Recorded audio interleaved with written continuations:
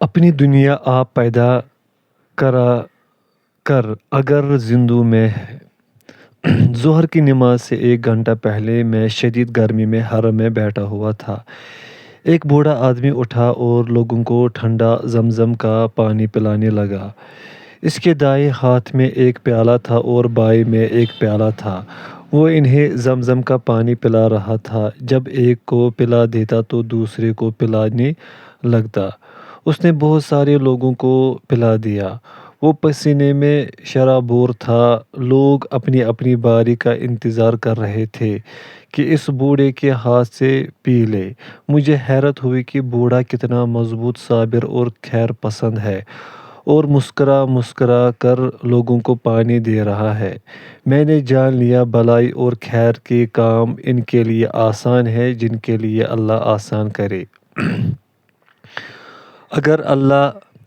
اللہ اگر توفیق نہ دے انسان کے بس کا کام نہیں۔ عرفان محبت عام تو ہے فیضان محبت عام نہیں۔ اللہ تعالیٰ بھلائی کے کاموں کو اہل خیر کے لیے مقدر کر دیتا ہے جو لوگوں کے ساتھ نیکی کرنا چاہتے ہیں اور کسی کا برا نہیں چاہتے۔ حضرت ابوبکر رضی اللہ عنہ ہجرت میں اپنے آپ کو خطرے میں ڈال کر رسول اللہ صلی اللہ علیہ وسلم کی حفاظت کرتے ہیں۔ حاتم اپنے مہمانوں کو کھلانے کے لیے بھوکا سو جاتا ہے۔ حضرت ابو عبیدہ رضی اللہ عنہ مسلم لشکر کے آرام کی خاطر رات میں جاگا کرتے ہیں۔ حضرت عمر رضی اللہ عنہ اس وقت شہر میں چکر لگاتے ہیں جب لوگ سوتے ہوتے ہیں اور قحط سالی میں خود بھوکے رہ کر لوگوں کے کھلانے کا انتظام کرتے ہیں۔ ابو طلحہ رضی اللہ عنہ احد میں رسول اللہ صلی اللہ علیہ وسلم کی حفاظت کے لیے تیر اپنے سینے پر لیتے ہیں۔ ابن المبارک روزہ کی حالت میں لوگوں کو کھانا کھلاتے ہیں۔ بقول شاعر ایسے لوگ ستاروں کی مانند تابناک اور سپیدہ سحر کی مثل روشن ہوتے ہیں۔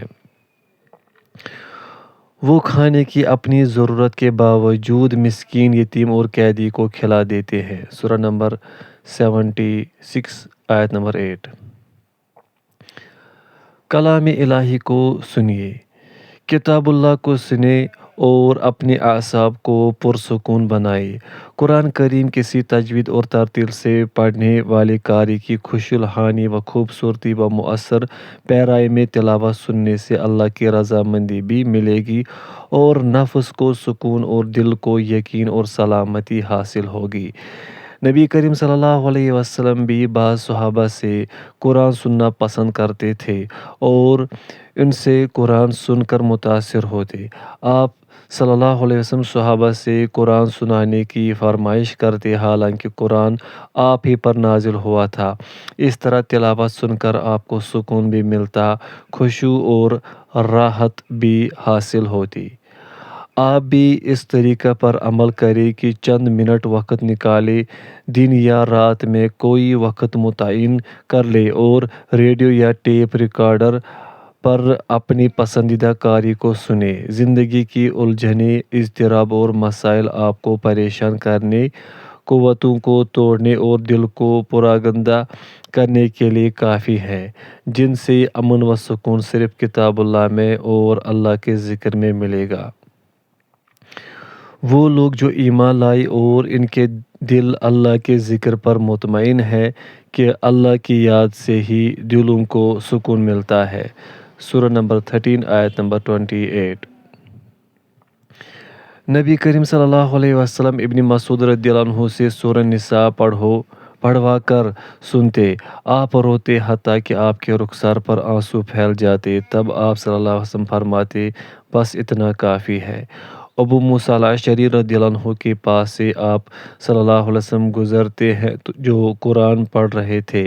آپ صلی اللہ علیہ وسلم ان کی قرأت سننے لگتے ہیں اور صبح میں فرماتے ہیں، کاش کہ تم مجھے کل دیکھتے جب میں تمہاری قرأت سن رہا تھا۔ حضرت ابو موسیٰ رضی اللہ عنہ بولے، اگر مجھے معلوم ہوتا کہ آپ سن رہے ہیں تو میں خوش الحانی سے پڑھتا۔ ابو حاتم نے روایت کی ہے کہ ایک بوڑھیا کے پاس سے نبی کریم صلی اللہ علیہ وسلم گزرتے اور اس کی قرات دروازے کے پیچھے کھڑے ہو کر سنتے۔ جب وہ پڑھتی حل اتی کا حدیث الغاشیہ تو اسے بار بار پڑھتی اور دہراتی تو آپ صلی اللہ علیہ وسلم فرماتے، ہاں میرے پاس وہ خبر آئی ہے، میرے پاس آئی۔ واقعہ ہے کہ سننے سے کانوں میں رس گلتا اور سکون محسوس ہوتا ہے۔ ایک ممتاز مسلمان مصنف نے یورپ کا سفر کیا اور بحری جہاز پر بیٹھے۔ ان کے ساتھ یوگوسلاویہ کی ایک کمیونسٹ عورت بھی سوار ہوئی جو مارشل ٹیٹو کے ظلم سے بھاگ کر آئی تھی۔ راستے میں جمعہ کی نماز کا وقت ہو گیا۔ اس مسلمان مصنف نے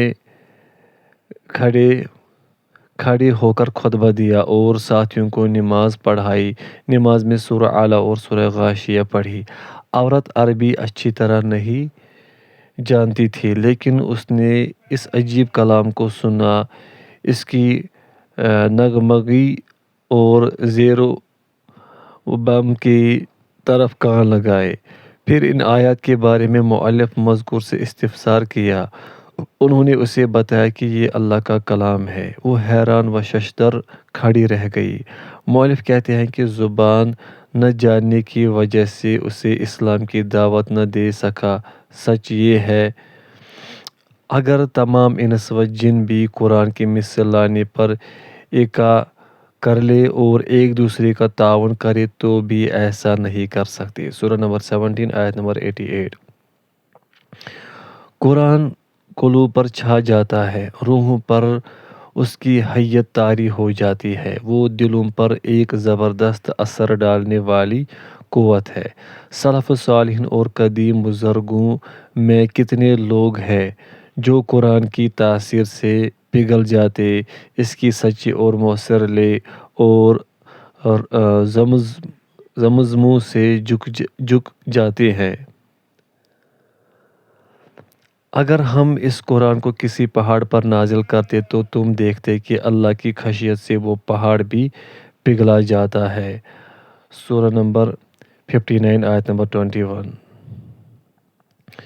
دیکھے کہ علی بن فضیل بن عیاض کی روح پرواز کر گئی جب انہوں نے اپنے باپ کو یہ آیت پڑھتے سنا، وَقِفُوهُمْ إِنَّهُمْ مَسْئُولُونَ مَا لَكُمْ لَا تَنَاصِرُونَ۔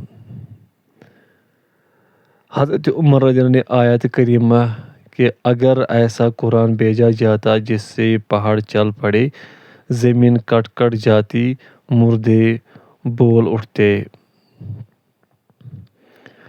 سنی تو اس کے اثر سے بے قرار ہو گئے اور پورے 1 مہینے تک بیمار رہے۔ ابن کثیر کے مطابق لوگ ان کی عیادت کے لیے ایسے ہی آتے رہے جیسے جسمانی بیمار کی عیادت کرتے ہیں۔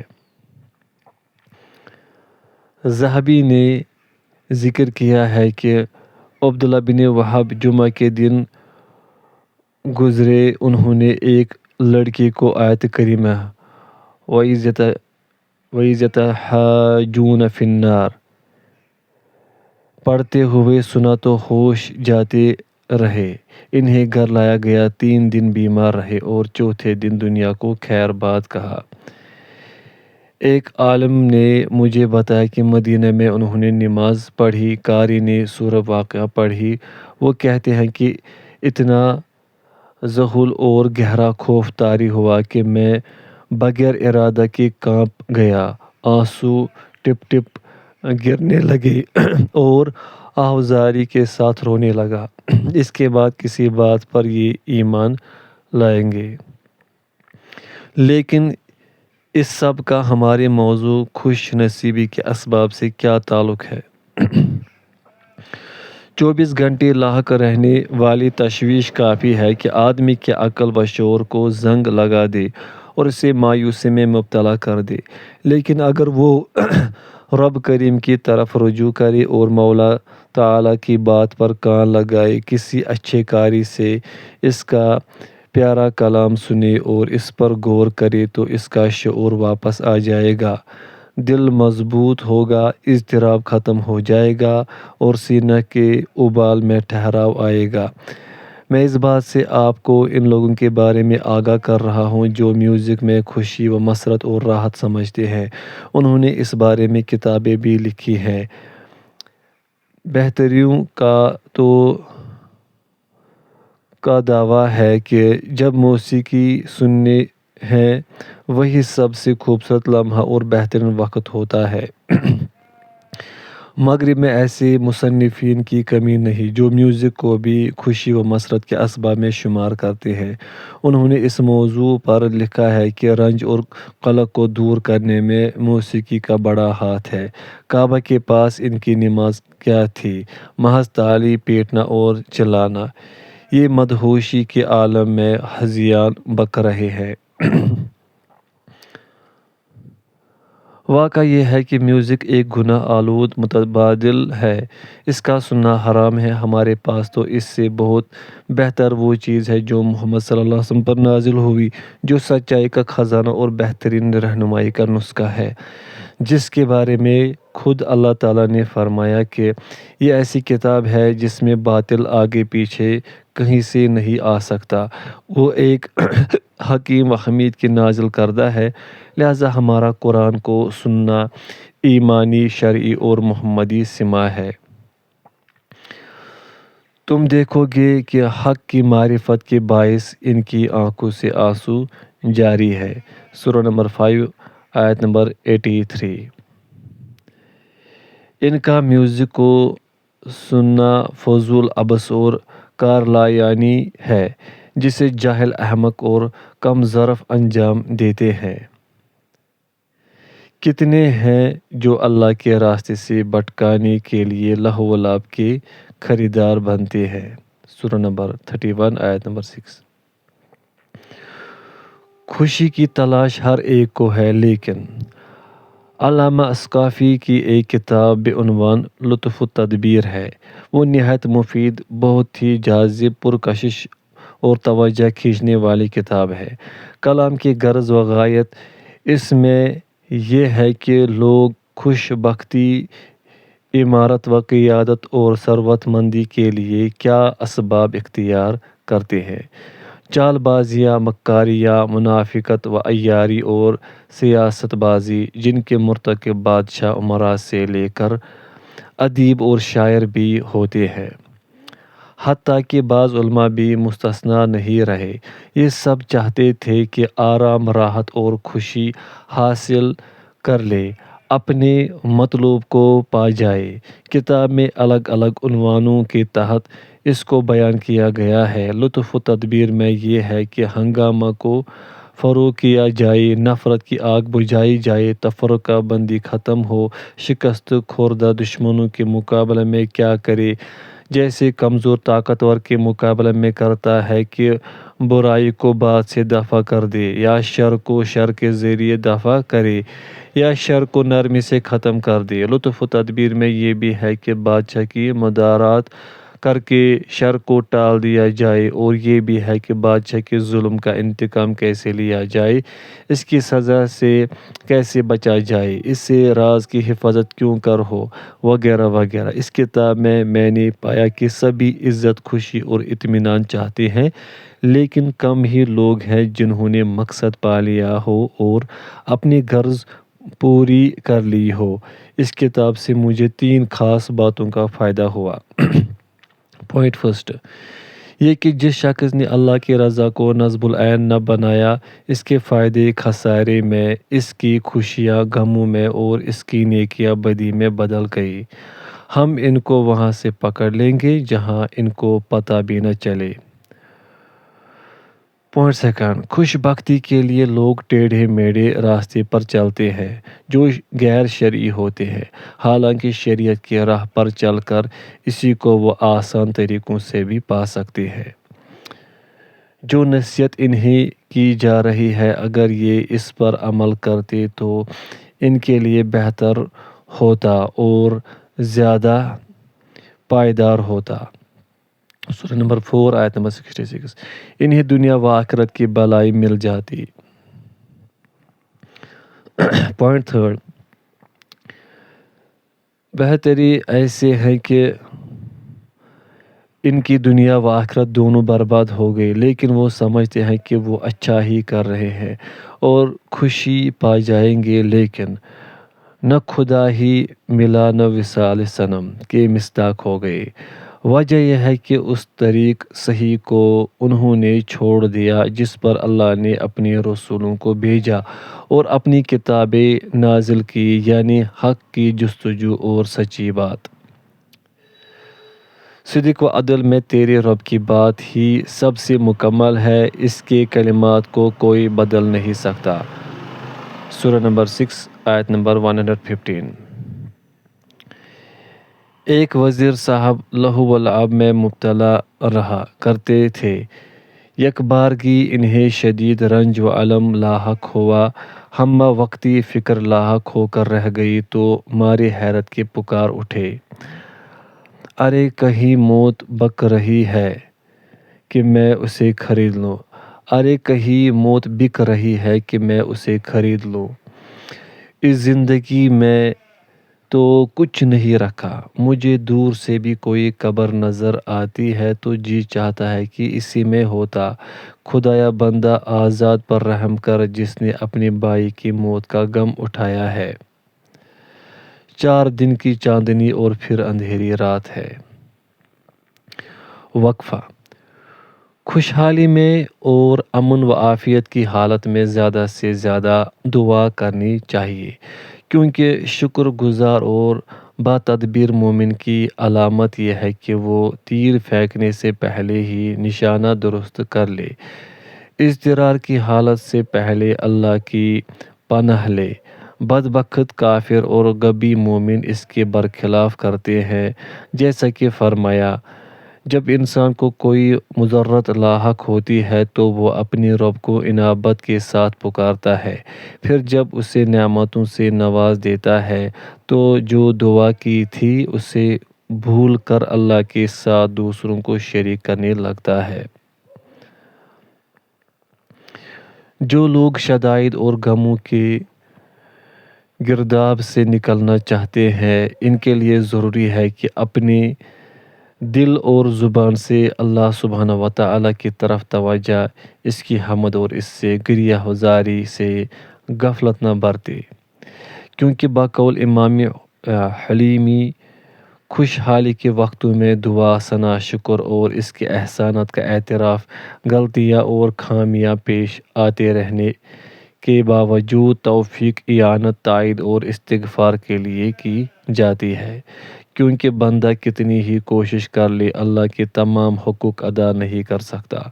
تو جو اس سے غافل رہے، اپنی فراغ، صحت اور امن کے دنوں میں اس کا خیال نہ رکھ سکے تو وہ اللہ کے اس قول کا مصداق ہوگا، جب وہ کشتی میں سوار ہوتے ہیں، اللہ سے دعا کرتے ہیں اطاعت کو اس کے لیے خاص کرتے ہوئے، جب ان کو نجات دے دیتا ہے تو اس کے ساتھ شرک کرنے لگتے ہیں۔ سورہ نمبر 29 آیت نمبر 65۔ عمل سے زندگی بنتی ہے، جنت بھی جہنم بھی۔ صدر متران کے زمانے میں فرانس کے وزیر اعظم کی خودکشی کی خبر عالمی اخبارات نے شائع کی۔ اس کا سبب یہ تھا کہ بعض فرانسیسی اخبارات نے ان پر شدید تنقیدیں کی، گالیاں دی۔ غریب کے پاس ایمان و یقین کی کوئی دولت نہ تھی جو اس مصیبت میں سہارا بنتی، سکون کا کوئی ذریعہ نہ ملا تو پریشانی کے عالم میں اس نے اپنی ہی جان لے لی۔ اس خودکشی کرنے والے بیچارے کو وہ ہدایت ربانی حاصل نہیں تھی جو اللہ کی اس قول میں بیان کی گئی ہے کہ ان کے مکر و فریب سے آپ تنگی میں نہ پڑیں، اور فرمایا یہ تمہیں بس تھوڑی ہی تکلیف دے سکتے ہیں، اور فرمایا جو یہ کہتے ہیں اسے چھوڑ دو بلی طرح اور صبر کرو، کیونکہ اس کو سعادت کی کنجی، بھلائی کا راستہ اور رشد کا طریقہ نہیں مل سکا۔ جس کو اللہ گمراہ کر دے اسے کوئی ہدایت نہیں دے سکتا۔ دوسری قوموں میں غمگین اور افسردہ خاطر کو نہر کے کنارے بیٹھنے موسیقی سننے، نرد کھیلنے اور برف پر پھسلنے کی تلقین کی جاتی ہے، لیکن اہل اسلام اور حقیقی بندگی والوں میں ایسے لوگوں کو سکھایا جاتا ہے کہ وہ اذان و اقامت کے بیچ نماز کا انتظار کرے تو جنت کے روزوں میں سے ایک روزہ میں بیٹھیں گے، اللہ اللہ کرے، قضا و قدر پر راضی رہے اور اللہ پر توکل کرے۔ کیا ہم نے تمہارا سینہ نہیں کھول دیا؟ یہ کلام اللہ ہے جو رسول پر اترا اور آپ کے حق میں یہ کلمہ پورا ہو گیا، چنانچہ آپ نرم دل، کشادہ ظرف، پر امید، بیدار قلب اور جذبہ انقلاب کے حامل ہو گئے۔ آپ اپنے امور میں آسانی اختیار کرتے، دلوں سے قریب رہتے، عظمت کے باوجود سادگی کے پیکر تھے، بلند ہمت تھے لیکن لوگوں سے قریب تھے، مسکراتے مگر وقار کے ساتھ، بلندی کے باوجود لوگوں کے محبوب، شہری دیہاتی سب سے مانوس، خوش اخلاق، خندہ جبیں، تابناک چہرہ، انتہائی حد تک باحیا مزاح، لطیف سے خوش ہونے والے، آنے والے کا استقبال کرتے، اللہ کی عطا سے خوش اور ربانی عطیوں پر شاداں۔ مایوسی آپ کو چھو کر نہ گئی، ناکامی کو آپ جانتے ہی نہ تھے، ساتھ چھوڑ دینے یا قنوطیت طاری ہونے کا خیال بھی نہ آ سکتا تھا۔ چلا کر بات کرنے، حلق پھاڑنے، تکلف کرنے اور بال کی کھال نکالنے کو آپ پسند نہ کرتے، کیونکہ آپ ایک مشن کے حامل، ایک فکر کے رہبر، ایک امت کے لیے نمونہ اور نسلوں کے قائد اور قوموں کے معلم بھی تھے۔ آپ صلی اللہ علیہ وسلم پر خاندان اور سماج کی ذمہ داری بھی تھی۔ آپ صلی اللہ علیہ وسلم اعلیٰ اقدار کا سرچشمہ، فضائل کا مجمع، عطیہ کا سمندر اور نور کی ندیاں رواں کرنے والے تھے۔ اختصار کے ساتھ آپ صلی اللہ علیہ وسلم آسان راستہ ہموار کرنے آئے تھے۔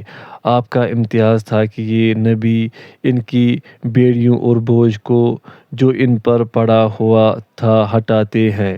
دوسرے لفظوں میں آپ صلی اللہ علیہ وسلم رحمت للعالمین تھے۔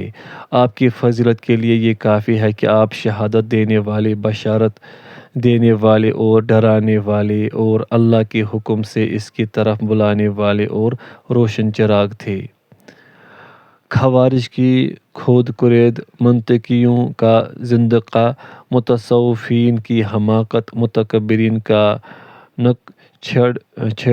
چھیڑھاپن، شعراء کی فریفتگی، دنیا داروں کا تکبر، علم سے دشمنی کرنے والوں کا انحراف آپ صلی اللہ علیہ وسلم کے آسان اور سہل مشن کے خلاف تھا۔ تو اللہ نے ایمان والوں کو ہدایت دی جس میں وہ اختلاف کر رہے تھے، اور اللہ جسے چاہتا ہے صراط مستقیم کی رہنمائی کرتا ہے۔ سورہ نمبر 2 آیت نمبر 213۔